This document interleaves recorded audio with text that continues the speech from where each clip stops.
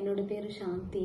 நான் நலம் யோகாவில் வேர்ல்ட் ஸ்கில் கவுன்சிலுக்கு கீழே நடக்கிற இந்த career development 3 months certificate course முடிச்சிருக்கேங்க. நான் உங்களுக்கு இப்போது கொஞ்சம் ஆசனா செஞ்சு காமிக்க போகிறேன். முதல்ல ஒரு பிராணாயாமா பண்ணலாம். இந்த பிராணாயாமாவோட பேர் சீர்காழி பிராணாயாமம். இது எல்லோரும் பண்ணலாம். இந்த பிராணாயாமம் பண்ணுறதுனால என்ன ஆகும்னா நம்ம பாடி நல்லா கூல் ஆகுங்க.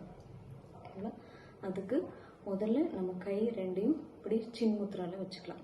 சின்முத்ராவில் வச்சுட்டு சின்முத்ராவில் 2 கையும் சின்முத்ராவில் வச்சு இப்படி அவங்களோட நீஸ் மேலே வச்சுட்டு நல்லா ஸ்ட்ரெயிட்டாக உட்காந்துட்டு நாக்கு நல்லா இப்படி குழல் மாதிரி சுருட்டிக்கணுங்க. இப்படி சுருட்டி ஏரை உள்ளே எடுத்து நெக்கில் லாக் பண்ணி ஒரு 10 counts ஆனோடனே நெக்கு நல்லா மேலே தூக்கிட்டு மூக்கு வழியாக அந்த ஏரை ப்ரீத் அவுட் பண்ணணும். ஓகேங்களா? நான் ஒரு தடவை பண்ணுற பாருங்கள்.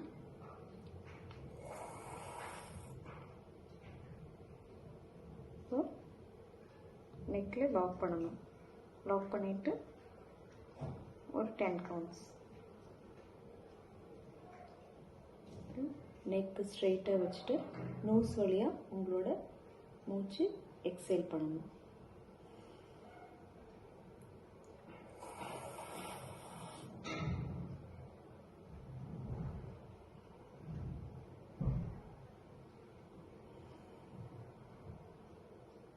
இது சீர்காழி பிராணாயாமம்.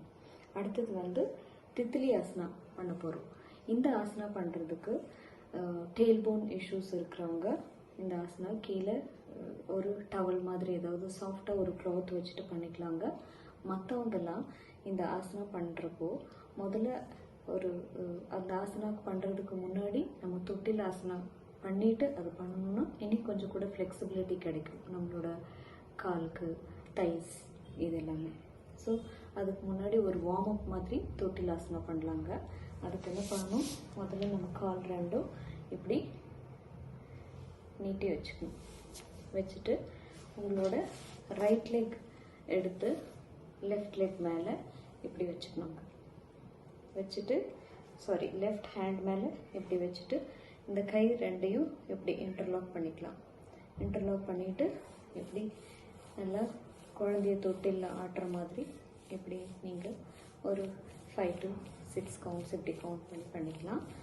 இதே மாதிரி இந்த கால் கீழே வச்சுட்டு உங்களோட லெஃப்ட் லெக்கையும் அதே மாதிரி எடுத்து 2 கையையும் இன்டர்லாக் பண்ணி லெஃப்ட் லெக் எடுத்து ரைட் ஹேண்ட் மேலே வச்சு அதே மாதிரி ஒரு 5 to 6 counts இந்த கால் நல்லா இப்படி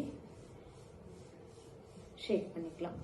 இப்படி பண்ணுறதுனால நம்ம அடுத்த ஆசனா அந்த தித்திலி ஆசனா பண்ணுறதுக்கு இது ரொம்ப யூஸ்ஃபுல்லாக இருக்கும். நல்லா ஃப்ளெக்சிபிள் ஆகிடும். இப்போது உங்களோட தைஸு இதில் பார்த்தீங்கன்னா நல்லா ஃப்ளெக்சிபிளாக இருக்கும். இப்போ என்ன பண்ணலான்னா தித்திலி ஆசனா பண்ணலாம். உங்களோட பாதங்கள் ரெண்டுமே ஒன்று பார்த்த மாதிரி நல்லா இப்படி சேர்த்து வச்சுக்கோங்க. ஓகேங்களா? இப்படி சேர்த்து வச்சுட்டு நல்லா எவ்வளோ ஸ்ட்ரெச் பண்ண முடியுமோ அவ்வளோ ஸ்ட்ரெச் பண்ணி எவ்வளோ எரெக்டாக உட்கார முடியுமோ அவ்வளோ எரெக்டாக உட்காந்துக்கோங்க. உங்களோட கை ரெண்டையும் இப்படி இன்டர்லாக் பண்ணி உங்களோட பாதங்களை ஸ்ட்ரெயிட்டாக இப்படி பிடிக்கிற மாதிரி பார்த்துக்கோங்க. இப்படி பிடிச்சிட்டு உங்களோட லெக்ஸுக்கு லைட் மூமெண்ட், இந்த பட்டர்ஃப்ளை இப்படி ஷேக் பண்ணும் அது மாதிரி லைட் மூமெண்ட் கொடுக்கலாம். இது பண்ணுறதுனால லேடிஸ்க்கு மென்சுரல் ப்ராப்ளம் இருக்கிறதெல்லாம் சரியாயிடும். அப்புறம் மைண்டு நல்லா காம் ஆகும். ஹிப்புக்கு ஒரு நல்ல பிளட் சர்க்குலேஷன் போகும். உங்களோட லோவர் தைஸில் இருக்கிற மசில்ஸ் எல்லாம் லூசன் ஆகும்.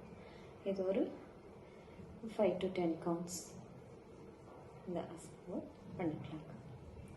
ஓகேங்களா? நெக்ஸ்ட்டு பாலாசனா பண்ண போகிறோங்க. பாலாசனா யாரெல்லாம் பண்ண வேண்டாம் அப்படின்னா இந்த முட்டியில் ஏதோ ப்ராப்ளம் இருக்கிறவங்க, அப்புறம் ஸ்டமக்கில் ரீசெண்டாக ஏதாவது ஆப்ரேஷன் பண்ணவங்க, இன்ஜுரிஸ் ஏதாவது இருக்கிறவங்க, அந்த மாதிரி இருக்கிறவங்க பண்ண வேண்டியதில்லை. அல்லது லைட்டாக பண்ணிக்கலாம், ரொம்ப பெண்ட் பண்ணாமல் லைட்டாக பண்ணிக்கலாங்க. மற்றவங்க நார்மலாக இருக்கிறவங்க இப்படி வஜ்ராசனத்தில் உட்காந்துருங்க. வஜ்ராசனால உட்காந்துட்டு ஒரு 2-3 பிரேக் எடுத்துட்டு வார்ம் அப்ஸ் பண்ணிக்கலாம். 2 கையும் நல்லா லிஃப்ட் பண்ணுங்க. லிஃப்ட் பண்ணிட்டு உங்களோட ஸ்பைன் எரெக்டாக வச்சுட்டு ஃபார்வர்டில் பெண்ட் பண்ணிக்கோங்க. Up down, up down, up down, up down. இப்போ நல்ல ஒரு ஆழ்ந்த சுவாசம் எடுத்துருங்க.